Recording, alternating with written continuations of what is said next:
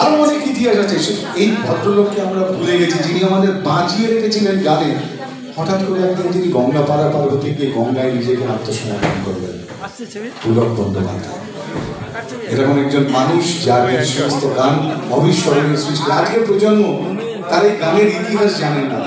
আপনারা অনেকেই জানেন, মোহাম্মদ রফি সাহেব মারা যাওয়ার পর তাকে একটি মসজিদে রাখা হয়েছিল, কিন্তু পরের ঘটনাটা জানেন না।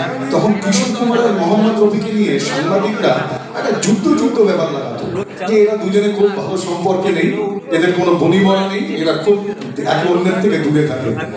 কিন্তু মোহাম্মদ রফিজি মারা যাওয়ার সেই মসজিদে যারা উপস্থিত থাকতে পেরেছিলেন তারা দেখেছিলেন। আর পরের দিন 1 আগস্ট 1980 স্টেটসম্যান কাগজে ছবিটা প্রথম পারে নেওয়া হয়েছিল।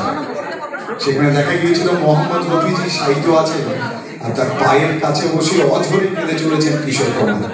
হ্যাঁ, সংস্কৃতিতেও রাজনীতি হয়, সঙ্গীতেও রাজনীতি হয়, কিন্তু সেটা ভালোবাসার রাজনীতি, সেখানে ভালোবাসার রাজনীতি ছিল। সে বছর মোহাম্মদ রফিজির একটা শ্যামা সঙ্গীতের অ্যালবাম বের করার কথা ছিল 1980-তে বাংলায়। মারা যাওয়াতে করতে পারলেন না।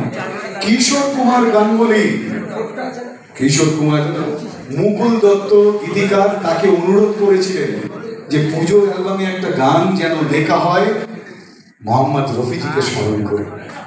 গানটি শুরু করেছিলেন স্বয়ং হেমন্ত মুখোপাধ্যায়।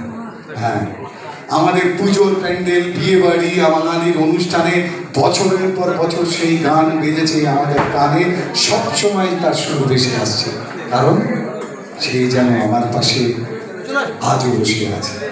চলে গেছে দিন, তবু আলো রয়ে গেছে। এই গানটা শ্রদ্ধাঞ্জলি দিয়েছিলেন কিশোর মুকুল দত্তকে দিয়ে লেখানো হয়েছিল, সুর করেছিলেন হেমন্ত মুখোপাধ্যায়। কত গানের কত ইতিহাস বলবো, অসাধারণ এই সমস্ত মানুষ এবং তাদের গানের ইতিহাস। বাঙালি গানগুলোকে জানে, কিন্তু গান তৈরি করার সেই মুহূর্তগুলোকে জানে না।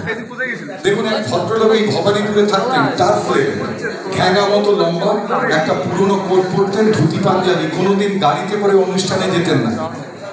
কালী পুজোর সময় সামন্তদের একটা বিখ্যাত কালী পুজো হতো দত্তবাগান পাইকপাড়া অঞ্চলে। সেখানে গান করতেন তিলক চক্রবর্তী আর মোহাম্মদ আজিজ, একজন মোহাম্মদ রফি, একজন কিশোর কুমার। সেই গানের অনুষ্ঠানে এই ধুতি পরা হারমোনিয়াম তবলা নিয়ে এক ভদ্রলোক হঠাৎ করে উঠলেন। সবাই রেড়ে করে উঠলো। তারা তো শুনবেন মোহাম্মদ আজিজের গান, নাচবেন, উত্তেজনা। তারা শুনবেন তিলক চক্রবর্তীর গান, मैं हूं डॉन, কিশোর কুমারের গান করছেন তখন তিনি। সেখানে একজন হারমোনিয়াম তবলা নিয়ে মঞ্চে উঠে পড়লেন।